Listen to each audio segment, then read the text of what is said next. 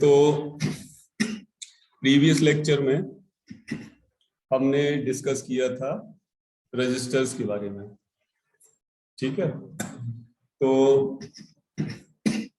जिसमें मैंने बताया था कि रजिस्टर्स हमारे एक तो जनरल पर्पज रजिस्टर होते हैं, दूसरे स्पेशल पर्पज रजिस्टर्स होते हैं, तीसरे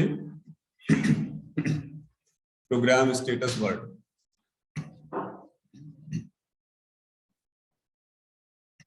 तो प्रोग्राम स्टेटस वर्ड जो है वो एक फ्लैग रजिस्टर है जो कि एक स्पेशल पर्पज रजिस्टर ही है। और जनरल पर्पज रजिस्टर मैंने बताया था कि अलग अलग सीपीयू में अलग अलग नाम के होते हैं। जैसे किसी सीपीयू में अगर हम बात करें 8085, 8086 जो पुराने प्रोसेसर हैं, तो उसमें नाम जो होते हैं रजिस्टर्स के वो ABCDEF, ठीक है, HL, ये नाम होते हैं। तो सिंबॉलिकली मैंने नोटेशंस भी बताया था रजिस्टर के लिए कि symbolically R1, R2, R3, R4 इस तरह हम रिप्रेजेंट करते हैं अपने पर्पज के लिए, ठीक है। तो उनका जो नोटेशंस हैं और करस्पॉन्डिंग बाइट्स है वो हमने बताया था। तो अब अच्छा लाइट आ रही है। तो जनरल पर्पज रजिस्टर जो हैं वो एक वेरिएबल की तरह वर्क करते हैं सीपीयू के लिए। मेमोरी से जो कंटेंट्स, जो डेटा वैल्यूज आएगी वो हमारे जनरल पर्पज रजिस्टर में आके फिर कंट्रोल यूनिट या ALU में यूज होती है, ठीक है। तो जनरल पर्पज रजिस्टर हमारे प्रोग्रामिंग लैंग्वेज, मतलब जो लो लेवल प्रोग्रामिंग होती है उसमें यूजर के द्वारा डायरेक्टली यूज किए जा सकते हैं। और हम देखेंगे लो लेवल प्रोग्रामिंग असेंबली लैंग्वेज की इंस्ट्रक्शंस जिसमें रजिस्टर्स को डायरेक्टली यूज किया जा सकता है, ठीक है। तो अब दूसरी जो कैटेगरी है उसमें वो है स्पेशल पर्पज रजिस्टर। तो जो स्पेशल पर्पज रजिस्टर्स हैं वो सभी प्रोसेसर्स में होते हैं, बस एक आध कोई चेंज हो सकता है। जैसे कोई भी व्हीकल है, मोटरसाइकिल है, तो उसमें क्या है कि कॉमन फंक्शंस सभी में होते हैं। एक्सीलेटर होगा, ब्रेक होगा, गियर बॉक्स होगा, पिस्टन, इंजन, ये सब कॉमन होगा। लेकिन अलग अलग बाइक देखोगे तो उसमें किसी में थोड़ा बहुत चेंज हो सकता है डिपेंडिंग ऑन उसकी टेक्नोलॉजी में। किसी में डिजिटल टेक्नोलॉजी होगी, किसी में कुछ होगा। तो जो स्पेशल पर्पज रजिस्टर्स हैं वो सभी प्रोसेसर्स के लिए होते हैं और उनका पर्पज भी सेम होता है सभी प्रोसेसर्स के लिए।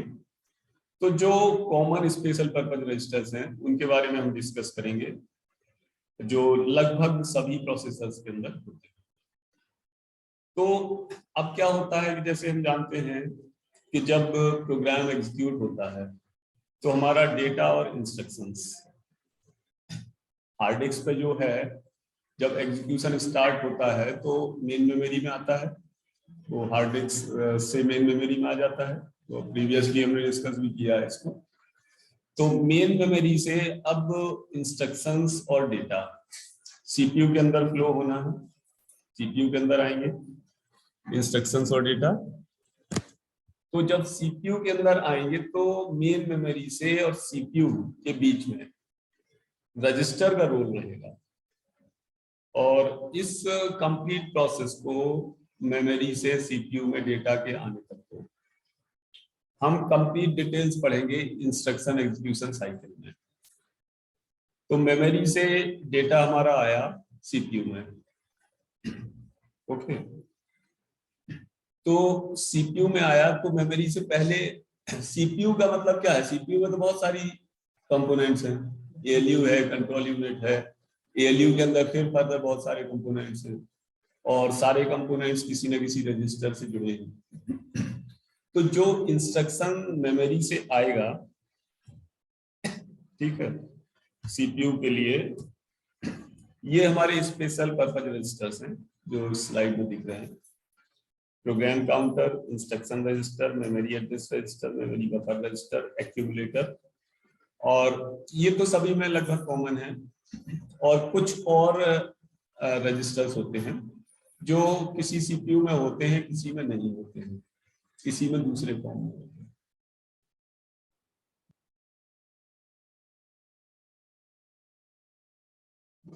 तो अब इसमें देखो, पहले हम बात करते हैं मेमोरी एड्रेस रजिस्टर और मेमोरी बफर रजिस्टर की बात करते हैं। तो मेमोरी एड्रेस रजिस्टर, जैसा कि नाम से क्लियर है, ये क्या होल्ड करता है, मेमोरी का एड्रेस, नाम से ही क्लियर है, मेन मेमोरी का एड्रेस होल्ड करता है। और मेमोरी बफर रजिस्टर, ये मेमोरी से अगर डेटा रीड हो रहा है तो डेटा को होल्ड करेगा, मतलब वैल्यूज। जैसे सपोज करो कि कोई एडिशन इंस्ट्रक्शन है, c equals to a plus B, जब ये लो लेवल इंस्ट्रक्शन में कन्वर्ट होगा तो दो वैल्यूज हमारी ऐड होंगी, और ऐड होंगी तो ALU एक्टिवेट होगा, ठीक है, ALU एक्टिवेट होगा। ALU के अंदर कौन सा पार्ट एक्टिवेट होगा, एडर, ठीक है, और एडर दो वैल्यू को ऐड कर देगा। तो एडर में जो ये दो वैल्यू आएंगी वो दो अलग अलग रजिस्टर में स्टोर हो रही होंगी। मान लेते हैं c equals to a plus B के लिए हम देख रहे हैं। तो जब ये इंस्ट्रक्शन एग्जीक्यूट होगा तो a और b दो मेमोरी लोकेशंस हैं। जो भी हमारे हाई लेवल लैंग्वेज में प्रोग्रामिंग वेरिएबल्स हैं, वो कंपाइलेशन के बाद मेमोरी को रेफर करते हैं, जो पॉइंटर्स में हमने पढ़ा है, एड्रेसेस को रेफर करते हैं। तो a b c अगर तीन वेरिएबल हमने डिक्लेयर कर रखे हैं, तो इन तीनों वेरिएबल के लिए तीन डिफरेंट मेमोरी लोकेशंस जनरेट होंगी कंपाइलेशन के बाद। और जब हम प्रोग्राम में यूज करते हैं, जैसे हमने लिखा scanf %a, उसका मतलब क्या है, scanf सबने यूज किया है। हम लिखते हैं scanf %d, और %a। इससे क्या मतलब समझते हो इस स्टेटमेंट से?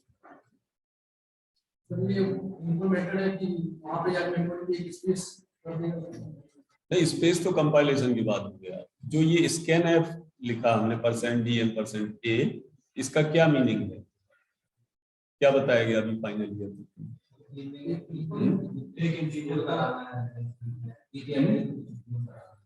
एड्रेस में स्टोर कराना, ठीक है ना, काफी हद तक सही बताया। इसका मतलब ये है कि जो कीबोर्ड से हम वैल्यू देंगे, जो भी हमने वैल्यू टाइप की, वो कहां पर जाएगी, ए वाले एड्रेस पे। %a means address of variable a. Variable a तो हमारे लिए है ना हाई लेवल लैंग्वेज में, तो जो वैल्यू जाएगी वो उस एड्रेस पर जाएगी जो वेरिएबल ए रेफर कर रहा है। इसका मीनिंग ये है जो कीबोर्ड से तुम वैल्यू दोगे, ठीक है। तो जब प्रोग्राम कंपाइल हो गया, रन किया तो जब c equals to a plus B की बारी आई तो दो वैल्यू ऐड होंगी, तो एडर करेगा, ऑब्वियस सी बात है, और एडर करेगा तो एडर एक्टिवेट होगा, कंट्रोल यूनिट उसको एक्टिवेट करेगा, और एडर दो वैल्यू लेगा। ये हाँ बंद कर दो, फालतू में आंख, ठीक है, ठीक है। एडर दो वैल्यू लेगा, दो वैल्यू ये दो रजिस्टर से आएंगी, और रजिस्टर में कहां से आएंगी दो वैल्यू, एडर के पास तो दो रजिस्टर से आएंगी, अलग अलग रजिस्टर से। रजिस्टर में ये वैल्यू कहां से आएंगी, मेमोरी लोकेशन से, जो ए और बी मेमोरी लोकेशन है। तो ये वैल्यू ए और बी की बारी बारी से दो रजिस्टर में आएंगी, मेमोरी से जनरल पर्पज रजिस्टर में, ठीक है। लेकिन मेमोरी से जो वैल्यू आएगी वो सबसे पहले, कोई भी वैल्यू आएगी मेमोरी से सीपीयू के लिए, वो सबसे पहले MBR, मेमोरी बफर रजिस्टर, किसी किसी बुक में इसको तुम्हें मिलेगा memory data register, MDR, okay, या किसी रजिस्टर में, वो बुक में मिलेगा डेटा रजिस्टर सिंपली, ठीक है। तो ये जो MAR MDR जो भी स्पेशल पर्पज रजिस्टर्स है, ये प्रोग्रामर से हिडन है, मींस प्रोग्रामर इनको अपने प्रोग्राम में यूज नहीं कर सकता। कौन से प्रोग्राम में? लो लेवल, असेंबली लेवल का प्रोग्राम, लो लेवल, ठीक है। तो MDR या MBR मेमोरी बफर रजिस्टर है, वो हमेशा मेमोरी से रीड की हुई वैल्यू को होल्ड करेगा, या फिर जो वैल्यू वापस में मेमोरी में राइट की जानी है, ठीक है। अंडरस्टूड? एडर ने 2 वैल्यू ऐड कर दी, अब वो ऐड होके सी में स्टोर होनी है, तो सी कहाँ है? सी तो मेन मेमोरी में है ना, और जो समेशन है वो एडर के पास है, तो एडर से कोई रजिस्टर कनेक्टेड होगा जनरल पर्पज, उसमें सी की वैल्यू स्टोर हो रही होगी। अब ये सी की वैल्यू फिर मेमोरी में राइट होने के लिए जाएगी ना, तो मेमोरी में एडर से जो सी की वैल्यू राइट होने के लिए जाएगी, वो मेमोरी से पहले मेमोरी बफर रजिस्टर से हो जाएगी। मतलब कोई भी वैल्यू मेमोरी से सीपीयू में आती है तो सबसे पहले MBR में आएगी, और मेमोरी में अगर सीपीयू से वापस मेमोरी में जा रही है वैल्यू राइट होने के लिए, तो MBR से मेमोरी में जाएगी। मतलब मेमोरी से डायरेक्ट कनेक्शन होता है MBR, मेमोरी डेटा रजिस्टर और MAR का। और MER का क्या रोल है? मेमोरी एड्रेस रजिस्टर, ये क्या होल्ड करता है? It holds the address of the memory location, MER register, जहां से, जिस एड्रेस से हमारा डेटा या इंस्ट्रक्शन रीड होना है, या फिर उस लोकेशन पर राइट होना है। जैसे वेरिएबल A की वैल्यू रीड होनी है, तो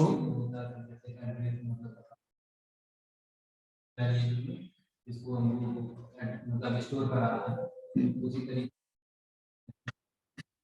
हाँ, ये एड्रेस रजिस्टर है, पहले तो वेरिएबल का एड्रेस चाहिए ना, तो वो किस वेरिएबल का एड्रेस चाहिए वो इंस्ट्रक्शन से मालूम चलेगा, सीपीयू जनरेट करेगा, तो MER रजिस्टर में वो एड्रेस होगा कि जहां से ऑपरेंड रीड करना है, उस ऑपरेंड का एड्रेस, और MBR या MDR होल्ड करेगा उसकी वैल्यू। जो पॉइंटर में हमने पढ़ा था, अगर int स्टार j हमने डिक्लेयर किया, I का एड्रेस होल्ड कर रहा है पॉइंटर j, तो j मींस की एड्रेस, मतलब मेमोरी लोकेशन, I मींस उस लोकेशन पर वैल्यू, तो MER होल्ड्स द एड्रेस और MDR होल्ड्स द वैल्यू। तो जिस एड्रेस से रीड होना है मेमोरी, या उस एड्रेस पर राइट होना, जैसे जब फाइनल रिजल्ट C राइट होगा किसी मेमोरी लोकेशन पर, तो क्या होगा? जब फाइनल रिजल्ट राइट होगा किसी मेमोरी लोकेशन पर, अभी डायग्राम देख लेना इसको समझ लो, तो क्या होगा कि पहले एड्रेस आएगा उसका, मतलब MER में वो एड्रेस होगा कि किस लोकेशन पर राइट होना, तब फिर MBR में वो वैल्यू आएगी कि इस एड्रेस पर वो राइट होनी है, ठीक है।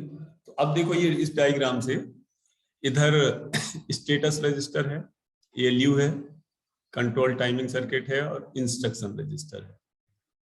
अभी इंस्ट्रक्शन रजिस्टर के बारे में हमने डिस्कस नहीं किया। और ये जो एरो बने हुए हैं ये डिफरेंट इंटरकनेक्शन बसेस हैं, और इधर ये D0 से D7 तक ये है जनरल पर्पज रजिस्टर, मतलब डेटा रजिस्टर हम कह सकते हैं, या जनरल पर्पज रजिस्टर, जिसमें कि अलग अलग वैल्यूज स्टोर होंगी, ओके। तो अब देखो यहां पर कि जो जनरल पर्पज रजिस्टर है उसमें ये हमारी जो बस है, मोटी लाइन दिख रही है ये वाली, इससे दोनों साइड में एरो, बस से डेटा रीड हो रहा है और ये रजिस्टर से डेटा बस में आ रहा है। ठीक है,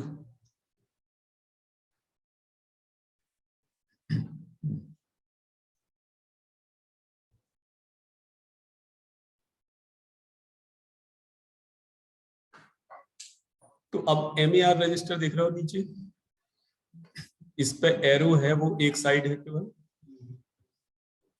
लेकिन MDR में दोनों साइड है एरो, ऊपर ऊपर, और वो क्यों है, क्या रीजन है? अभी जस्ट इतनी देर में मैं यही बता रहा हूँ तुम लोगों को। MER तो एड्रेस रीड करेगा, तो एड्रेस CPU का तो होना नहीं है, मेमोरी का ही होना है, तो CPU से मेमोरी की तरफ रहेगा एरो। लेकिन MDR में डेटा मेमोरी से CPU में आएगा, CPU से मेमोरी में जाएगा। दो वैल्यू अगर ऐड होनी है तो मेमोरी से दो वैल्यू आ रही है, ALU में ऐड हो रही है, फिर रिजल्ट वापस फिर मेमोरी में जा रहा है, बोथ साइड कम्युनिकेशन है। लेकिन एड्रेस तो CPU मेमोरी का ही रीड करेगा, चाहे मेमोरी से रीड करनी हो वैल्यू, मेमोरी से राइट करनी हो। ठीक है, और एनी डाउट इसमें, कोई है डाउट? बाकी ALU एज इट इज दो इनपुट लेता है, जो दो एरो आ रहे हैं ALU की तरफ, और स्टेटस रजिस्टर वो है जो मैंने बताया था, PSW, प्रोग्राम स्टेटस वर्ड। ठीक है, मतलब कि it holds the flag register, जो डिफरेंट टाइप के फ्लैग हैं, कैरी, बोरो, पैरिटी, इक्वल, साइन, जीरो, इन सब के लिए एक रजिस्टर होता है जो स्टोर करता है। ठीक है, और ये कंट्रोल एंड टाइमिंग सर्किट है एक कंट्रोल यूनिट के द्वारा, और IR is the instruction register. तो IR register holds the complete instruction. इस डायग्राम को और थोड़ा एलोबरेट कर दिया है। ठीक है, बाकी तो वही है इसमें। इधर और ये डिफरेंट रजिस्टर्स ऐड कर दिए, A0, A1, A2, A3। ठीक है, प्रोग्राम काउंटर। ठीक है, तो मेमोरी एड्रेस रजिस्टर मैंने बता दिया है। I don't think any doubt will be there. कोई डाउट तो नहीं? पढ़ लो इनको, बाकी सारा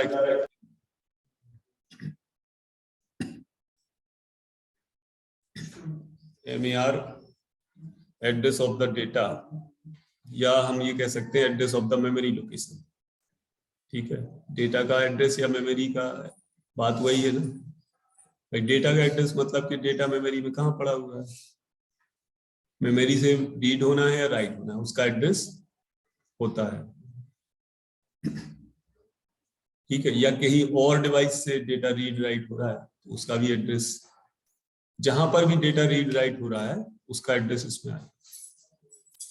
तो MER हमारा एड्रेस बस से कनेक्ट होता है, और MDR डेटा बस से। Address bus, data bus, control bus, ये मैंने बताया था जो इंटरकनेक्शन लाइंस हैं। तो जितनी लाइन एड्रेस को फ्लो करने के लिए यूज होती है, they are called address bus. Similarly data bus, और कंट्रोल बस होती है जो कंट्रोल सिग्नल सेंड करती है, रीड, राइट, एक्नॉलेजमेंट। ठीक है, तो प्रीवियस लेक्चर्स को एक बार पढ़ डालना तुम लोग, जो इस सेशन में भी 4 लेक्चर पढ़ाए हैं उनको पढ़ लेना। अदरवाइज तो कंप्लीट आर्किटेक्चर के लेक्चर वो पिछले साल के पढ़े हुए हैं, 61 लेक्चर्स। ठीक है, और तो इनको 2 पॉइंट को पढ़ लो। पॉइंट्स भले ही लिखे बट मैंने समझा दिया है इनको तुम्हें। अब ये डायरेक्ट इनडायरेक्ट एड्रेसिंग दिख रही ना, इसमें अभी ज्यादा दिमाग न लगाओ, हम एड्रेसिंग मोड्स पढ़ेंगे, उसमें डायरेक्ट इनडायरेक्ट ये सब आएगा। ठीक है,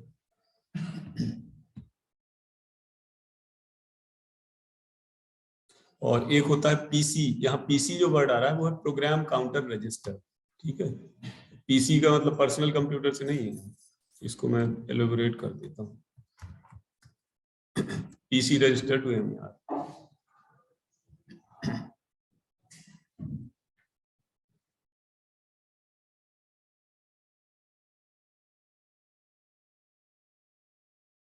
मेमोरी डेटा रजिस्टर और मेमोरी बफर रजिस्टर, इसके बारे में मैंने बताया है।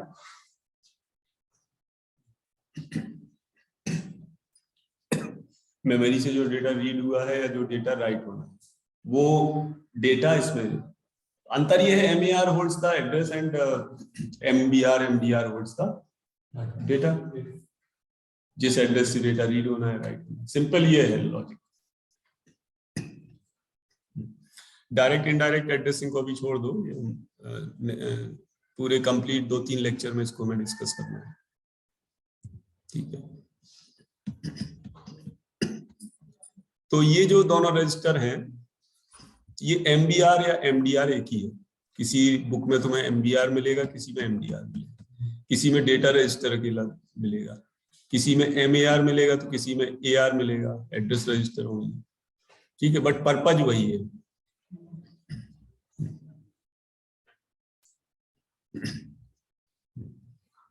ठीक है, अब आते हैं इंस्ट्रक्शन रजिस्टर, IR। तो instruction register holds the complete instruction. पहले तो मेमोरी से इंस्ट्रक्शन रीड होगा ना, जो हमारे लो लेवल इंस्ट्रक्शंस पढ़े हैं, जिन्हें हम बोलते हैं कि एग्जीक्यूटेबल इंस्ट्रक्शंस, जब कंपाइलेशन के बाद जो इंस्ट्रक्शंस जनरेट हुई, ठीक है। तो अभी हम इंस्ट्रक्शंस का फॉर्मेट देखेंगे आगे लेक्चर्स में, तो तब ये चीजें और क्लियर होंगी कि what are the low level instructions. Instructions को मैं शॉर्ट में स्लाइड्स में ITN से यूज करता हूँ, ओके। ITN मींस इंस्ट्रक्शन, ठीक है, ये केवल समझने के लिए है, ठीक है। तो लैंग्वेज जरूरी नहीं कि पूरे प्रॉपर फुल हो, ये पॉइंट्स है तुम्हारे समझने के लिए, ठीक है। तो कंप्लीट इंस्ट्रक्शन जो मेमोरी से रीड होके आएगा, वो पहले आएगा इंस्ट्रक्शन रजिस्टर में, और इंस्ट्रक्शन रजिस्टर से वो इंस्ट्रक्शन जाएगा कंट्रोल यूनिट में डिकोडिंग के लिए। तो डिकोडिंग, एग्जीक्यूशन और फैच, ये हम पढ़ेंगे मेमोरी एग्जीक्यूशन साइकिल में। तो इंस्ट्रक्शन जब रीड होके आएगा मेमोरी में, तो वो IR रजिस्टर में आएगा, और उस इंस्ट्रक्शन से कई चीजें डिक्टेट होंगी। कंट्रोल यूनिट के अंदर डिकोडर होगा जो डिसाइड करेगा कि उस इंस्ट्रक्शन से क्या ऑपरेशन परफॉर्म होना है, ठीक है। इंस्ट्रक्शन में 2 पार्ट माने जाते हैं, ऑपकोड एंड ऑपरेंड्स। ऑपकोड, कोई भी इंस्ट्रक्शन क्या शो कर रहा है कि क्या ऑपरेशन परफॉर्म होना है, और ऑपरेंड क्या है, ठीक है। मतलब कि क्या ऑपरेशन परफॉर्म करना है, और जिन पे ऑपरेशन परफॉर्म करना है वो कहां से मिले। तो ये डिटेल में हमें डिस्कस करना है बाद में। IR रजिस्टर की मीनिंग समझ लो, अभी हम केवल रजिस्टर्स की मीनिंग समझ रहे हैं, कंप्लीट ऑपरेशंस हमें बाद के लेक्चर्स में डिस्कस करना है। जब भी टर्म फैच आता है, फैच मतलब कि मेमोरी से रीड हो रहा है और किसी रजिस्टर में जा रहा है, तो इंस्ट्रक्शंस हमारा डेटा बस के थ्रू कनेक्ट होके IR में जाएगा, ठीक है।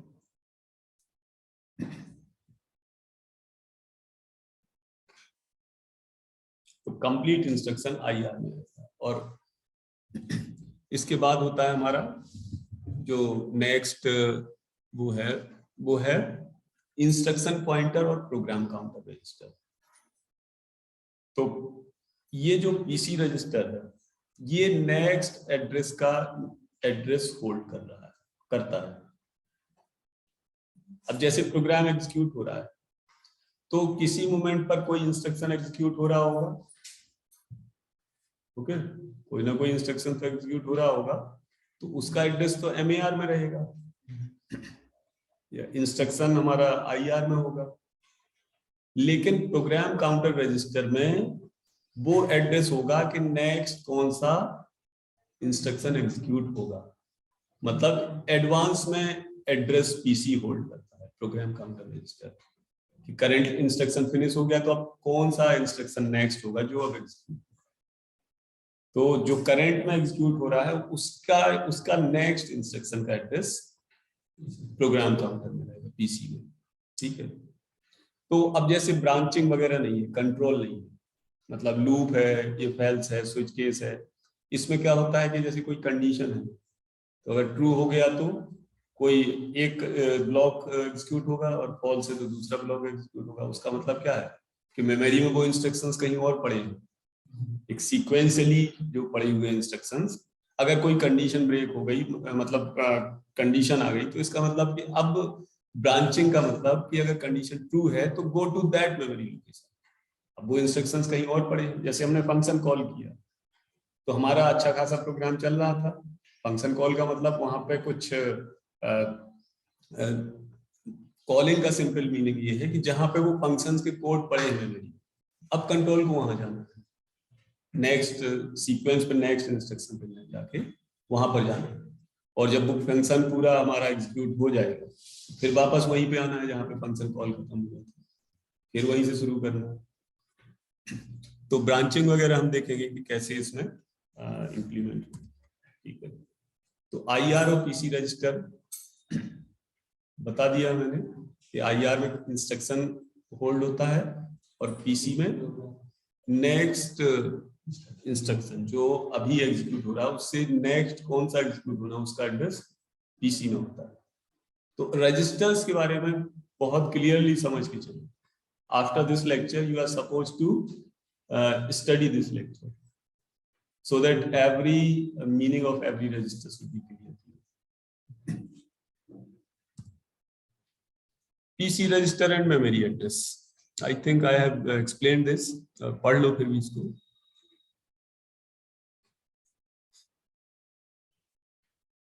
जब एग्जीक्यूशन स्टार्ट होगा, ठीक है, जब एग्जीक्यूशन स्टार्ट होना है प्रोग्राम का, तो जो पहला इंस्ट्रक्शन होगा उसका एड्रेस पीसी में होगा, ठीक है, और उसके बाद पीसी से वो एड्रेस आ जाएगा, किसमें आएगा, पीसी से एमएआर में आएगा ना। एक प्रोग्राम काउंटर से एमएआर में आया तो एमएआर से अब वो इंटरेक्ट होगा मेमोरी से। आ जाओ। तो पीसी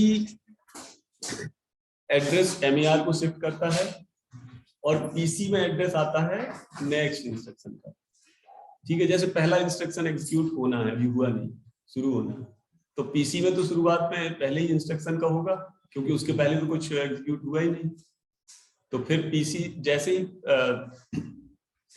पीसी से एमएआर में आया एड्रेस, मतलब कि अब वो इंस्ट्रक्शन मेमोरी से इंटरेक्ट होके आईआर में आएगा और पीसी में दूसरे नंबर के इंस्ट्रक्शन का एड्रेस आ गया, क्योंकि पहला तो एग्जीक्यूट हो ही रहा है। एग्जीक्यूशन का मतलब कि वहां जो सर्कुलेशन चल रहा है, मेमोरी से इंटरेक्शन, डेटा रीड करना, और ये पीसी में फिर नेक्स्ट इंस्ट्रक्शन का आ जाएगा, पहले का एमएआर में रहेगा। फिर जब ये नेक्स्ट इंस्ट्रक्शन एग्जीक्यूट हो जाएगा तो फिर पीसी में नेक्स्ट का आ जाएगा, उससे पहले वाला एमएआर और आईआर और एमडीआर ये सब आपस में मिलकर कर रहे होंगे काम।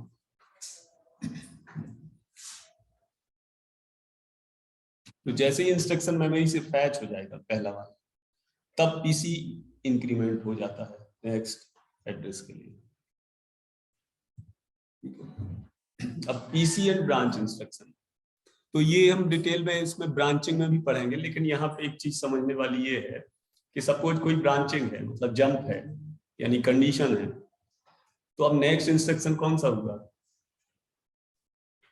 नेक्स्ट तो वो हुआ ना जहां पे वो कंडीशन ट्रू मिलने पे या फॉल्स मिलने पे जहां कोड पड़े हुए हैं, कोई जरूरी थोड़ी है सीक्वेंशियली पड़ेगा। तो हमें अपने उस पर दिख रहे हैं प्रोग्राम में, जब कंपाइल करेंगे तो वो लूप के या कंट्रोल फ्लो के या इफ एल्स के कहीं और पड़े होंगे memory.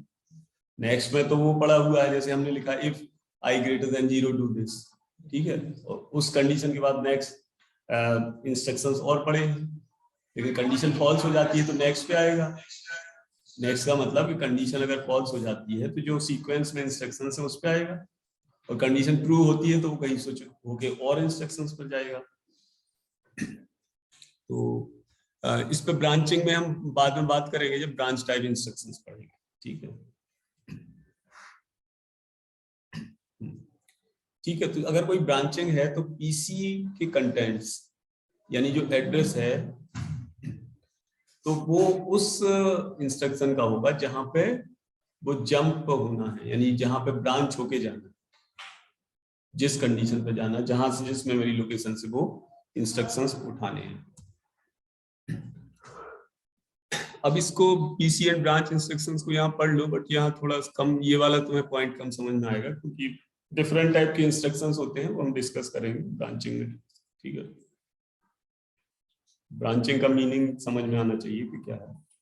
Branching means jump, condition code, conditional jump.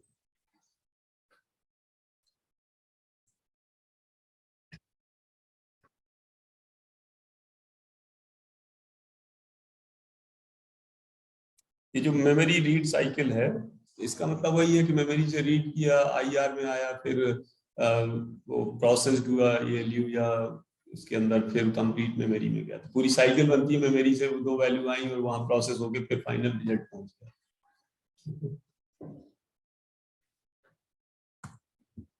अब नेक्स्ट है इसमें स्टैक पॉइंटर रजिस्टर। तो स्टैक पॉइंटर रजिस्टर क्या है कि कुछ सीपीयू, कुछ मशीन्स ऐसी होती हैं कि जो स्टैक मशीन होती है। अभी हम सीपीयू के एड्रेसेस के बारे में पढ़ेंगे कि 0 address machine, 1 address, 2 address, 3 address. तो एक स्टैक टाइप का सीपीयू होता है, जिसमें अंदर जो है हार्डवेयर स्टैक क्रिएट। ठीक है, हार्डवेयर स्टैक का मतलब कि जो स्टैक तुमने पढ़ा है सॉफ्टवेयर में, वो सेम इंप्लीमेंट होता है सीपीयू के अंदर। वो अलग से, उनको हम स्टैक मशीन बोलते हैं। तो स्टैक तो सब लोग जानते ही हो। तो अगर कोई सीपीयू है जो स्टैक मशीन है, स्टैक को इंप्लीमेंट कर रहा है, हार्डवेयर स्टैक को, तो उसका, उस हार्डवेयर स्टैक का एड्रेस, ठीक है, वो स्टैक पॉइंटर में रहेगा, उसका टॉप एड्रेस। टॉप मीन्स के वैल्यू जहां तक फिल हो जाएंगी, तो लास्ट वैल्यू वही तो टॉप कहलाएगी। सपोज अगर 50 लोकेशन हैं स्टैक में, तो अगर 3 वैल्यू है, तो third value will be the pointing to the top. तो टॉप ये डिनोट करता है कि हमारी वैल्यू किस पॉइंट तक है। ठीक है, ओके। तो stack pointer is the register which holds the top of the hardware stack. फिर है ये एक्यूमुलेटर रजिस्टर। तो ये वो रजिस्टर होता है, एसी रजिस्टर, जो ये कुछ सीपीयू में होता है, कुछ में नहीं होता। कि वैसे तो ये स्पेशल पर्पज रजिस्टर, लेकिन ये जनरल पर्पज रजिस्टर की तरह भी वर्क करता है। मतलब कि यूजर इसको डायरेक्ट एक्सेस कर सकता है अपने प्रोग्राम के थ्रू। प्रोग्राम जब हम बात करते हैं यहाँ पर कि प्रोग्राम के थ्रू रजिस्टर को एक्सेस करना, तो we are talking about the low level programming, assembly language या मशीन लेवल। तो मशीन लेवल में तो कोई लिखता नहीं है जनरली, तो असेंबली लैंग्वेज होती है हर एक प्रोसेसर की अलग अलग, उसका अपना मैनुअल होता है। तो उस असेंबली लैंग्वेज में जैसे हमें हाई लेवल में लिखते हैं कि समेशन के लिए C + B+B, तो लो लेवल में लिखेंगे हम कि जो समेशन के लिए जो कोड है, सम या ऐड, और कौन कौन सी रजिस्टर को हमें ऐड करना है। अगर हम लिखेंगे ऐड R1, R2, इसका मतलब ये है कि दो वैल्यू R1 और R2 रजिस्टर में आएंगी, वो आपस में ऐड होंगी और किसी एक रजिस्टर में स्टोर होंगी। इस तरह के नोटेशंस होते हैं असेंबली लैंग्वेज के, जो कि अभी हम टाइप ऑफ इंस्ट्रक्शंस में डिस्कस करेंगे कि क्या मीनिंग होता है असेंबली लैंग्वेज का। और तुम्हारे सिलेबस में 8085, 8086 माइक्रो प्रोसेसर है, तो उस माइक्रो प्रोसेसर की असेंबली लैंग्वेज तुम्हें पढ़नी है। ठीक है, तो ये एसी रजिस्टर होता है एक्यूमुलेटर, जो क्या करता है कि सीपीयू से डायरेक्ट कनेक्टेड होता है। तो एक वैल्यू एक्यूमुलेटर रजिस्टर में जाती है बाय डिफॉल्ट, और दूसरी वैल्यू किसी और रजिस्टर में, तब सीपीयू एक्सेप्ट करता है उसको। ठीक है, अंडरस्टूड और नोट? नहीं तो आगे हम इसमें अभी चर्चा करेंगे। तो अभी just introduction to register. Instruction without operands होते हैं कुछ, तो ये टाइप ऑफ इंस्ट्रक्शंस में हम इनको डिस्कस करेंगे। ठीक है, यहाँ पे इनकी चिंता करने की जरूरत नहीं है। विदाउट ऑपरेंड्स मतलब कि जो इंस्ट्रक्शन के अंदर है या रजिस्टर के अंदर जो बिट है उसी में मैनिपुलेशन करना है। जैसे अगर हम बात करें इंक्रीमेंट की, तो किसी रजिस्टर में अगर कोई वैल्यू है उसको इंक्रीमेंट करना है तो उसी वैल्यू में एक इंक्रीमेंट हो जाना है। लेकिन अगर समेशन की बात आएगी तो वो वैल्यू एलयू में जाएगी, दूसरी वैल्यू एलयू में जाएगी, एडर से सब सम होके तब मैनिपुलेट होगी।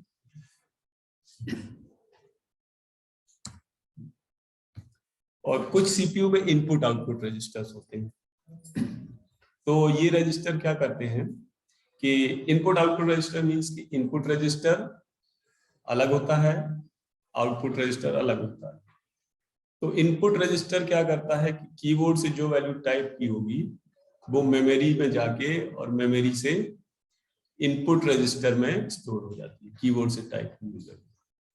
आउटपुट रजिस्टर क्या करता है कि जो वैल्यू किसी डिवाइस पे भेजी जानी है, सीपीयू में प्रोसेस हुई वैल्यू, उसके बाद प्रोसेस होने के बाद वो किसी ना किसी लोकेशन पर जाएगी, या तो मॉनिटर पे जाएगी वैल्यू, या फाइल में जाएगी, एरे में कहीं ना कहीं वैल्यू जाएगी। तो वो वैल्यू मेमोरी में राइट होने से पहले आउटपुट रजिस्टर में आती है। ठीक है, इनकी मीनिंग पढ़ लो। और ये जनरली 1 बाइट रजिस्टर होते हैं। कौन से? Input output. बाकी अभी जो डिस्कस किए हैं वो सब 2 बाइट होते हैं।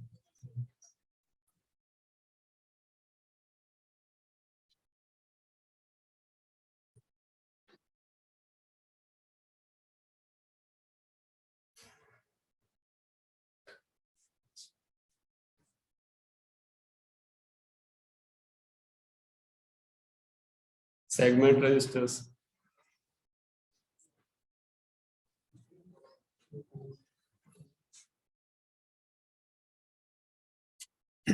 तो सेगमेंट रजिस्टर्स जो मैंने बताया था, एक्चुअली क्या है, ये सेगमेंटेशन से मतलब है इसका। जो हमारी मेमोरी है वो 4 तरह के सेगमेंट में डिवाइडेड मानी जाती है।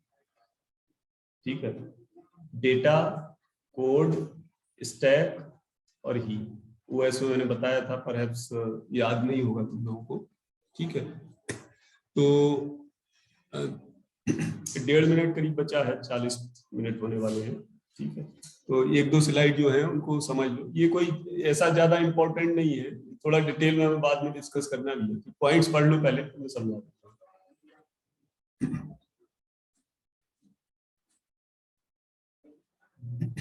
एड्रेसिंग मोड्स में हम इसको डिस्कस करेंगे।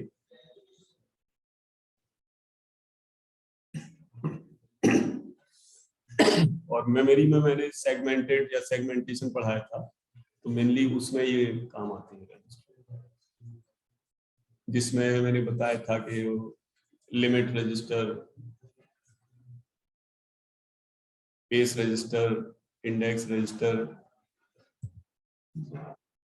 ये जो 4 तरह के सेगमेंट हैं वो मैंने नीचे लिखे हुए।